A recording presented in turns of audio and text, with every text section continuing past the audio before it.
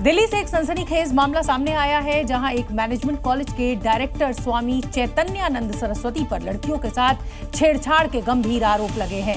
आरोप है कि पीजीडीएम कर रही छात्राओं के साथ साथ साधु के वेश में डायरेक्टर बना ये बाबा घिनौना खेल खेल रहा है और इस खेल में कॉलेज की वार्डन भी शामिल है, जो लड़कियों को बाबा तक पहुंचाने का काम करती है और उन पाखंडी बाबा की बातों को मानने का दबाव भी बनाती है। और कॉलेज में पढ़ने वाली लड़कियों ने जैसे ही वहां हो रहे गंदे खेल का राज खुला तो डायरेक्टर स्वामी चैतन्यानंद फरार हो गया। श्री श्रृंगेरी मठ के प्रशासक पीए मुरली की शिकायत पर बाबा के खिलाफ केस दर्ज हो गया है। चैतन्यानंद के खिलाफ 30 से ज्यादा छात्राओं ने बयान दर्ज कराए हैं, जिनमें 17 ने आरोपी पर गाली गलौज, अश्लील व्हाट्सएप मैसेज भेजने और शारीरिक छेड़छाड़ के आरोप लगाए हैं।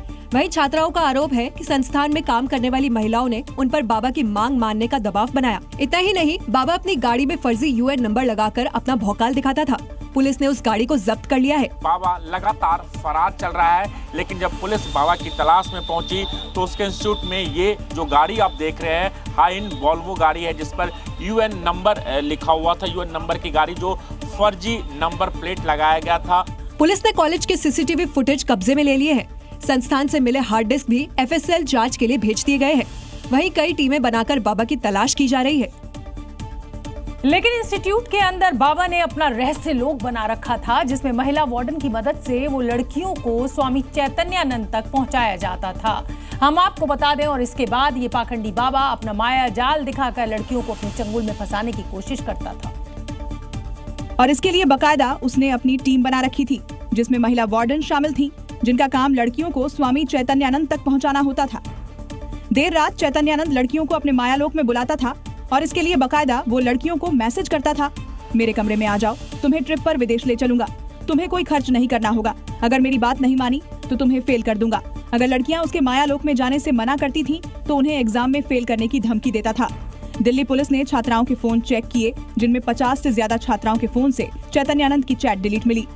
चैतन्यानंद असली नाम पार्थ सारथी है। वॉल्वो कार किसी और के नाम से रजिस्टर्ड है। पुलिस ने 10 फर्जी नंबर प्लेट जब्त किए हैं। बाबा के खिलाफ अब तक 5 एफआईआर दर्ज हैं। 2009 और 2016 में बाबा के खिलाफ केस दर्ज हो चुका है। जल्द ही बाबा के वेश में छिपा राक्षस पुलिस के शिकंजे में होगा। उत्तर प्रदेश में लेडी सिंघम का दूसरे दिन भी एनकाउंटर जारी रहा। महिला पुलिस ने यूपी के बागपत और लखनऊ में मुठभेड़ के दौरान आरोपियों को धर दबोचा। एक तरफ जहां पूरे देश में नवरात्रि का त्योहार चल रहा है, तो वहीं दूसरी तरफ मां दुर्गा के रूप में उत्तर प्रदेश की महिला पुलिस अपराधियों के रूप में मौजूद महिषासुर को ठिकाने लगाने में लगी है। और ये सिलसिला नवरात्र के दिन यूपी के गाजियाबाद से शुरू हुआ था, जो बागपत और लखनऊ तक पहुंच चुका है। लेडी सिंघम अपराधियों का एनकाउंटर कर रही हैं। ऐसा ही यूपी के बागपत में देखने को मिला। वहां महिला पुलिस की बदमाश अनीस से मुठभेड़ हो गई। काफी देर चली। मुठभेड़ में महिला पुलिस ने आरोपी को धर दबोचा। वहीं यूपी की राजधानी लखनऊ में मिशन शक्ति के तहत महिला पुलिस ने मनचले को धर दबोचा। क्यों छेड़ रहे हो लड़कियों को? आने जाने वाली लड़कियों का सील गाने का क्यों छेड़ रहे हो? नवरात्र के 2 दिन में 3 अपराधियों का एनकाउंटर हो चुका है। नवरात्र के अभी 7 दिन बाकी है। मतलब साफ है कि यूपी के राक्षस महिषासुर के लिए खतरे से खाली नहीं है, क्योंकि योगी की दुर्गा फोर्स एक्शन मोड में आ चुकी है।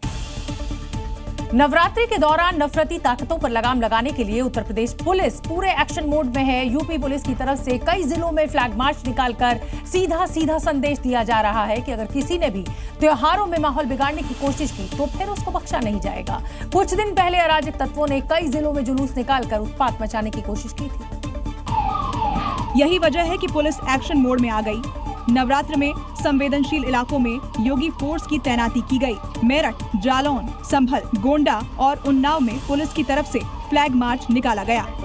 नवरात्र के दौरान नफरती ताकतों पर लगाम लगाने के लिए यूपी पुलिस एक्शन मोड में है। सीएम योगी आदित्यनाथ ने साफ निर्देश दिया है कि माहौल बिगाड़ने वालों को किसी हालत में बख्शा न जाए।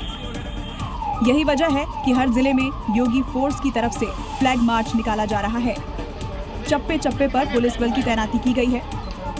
पंडाल है, जुलूस है, भंडारे हैं या कोई अन्य कार्यक्रम है, गरबा इत्यादि का, तो उस पर भी पुलिस बल तैनात किया जा रहा है। हर चौराहे पर सीसीटीवी और ड्रोन से निगरानी की जा रही है, जिससे उपद्रवियों को तुरंत पकड़ा जा सके। मतलब नवरात्र पर योगी फोर्स एक्शन में है।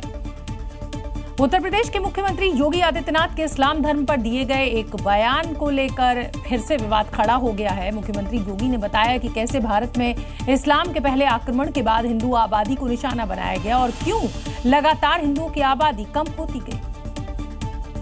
क्योंकि आक्रांताओं ने अपनी दमनकारी नीतियों से हिंदुओं को मिटाने की कोशिश की। सीएम योगी आदित्यनाथ आत्मनिर्भर भारत स्वदेशी संकल्प की कार्यशाला को संबोधित कर रहे थे। उन्होंने दावा किया है कि कहते हैं भारत पे जब इस्लाम ने पहला हमला किया था उस समय भारत की आबादी यानी उसके बाद भी सन 1100 तक भारत के अंदर हिंदुओं की आबादी 60 करोड़ थी, 60 करोड़। और 1947 में जब ये देश आजाद हुआ उस समय हिंदुओं की आबादी रह गई थी मात्र 30 करोड़। सीएम योगी ने यह भी दावा किया कि 800-900 सालों में हिंदुओं की आबादी बढ़नी चाहिए थी।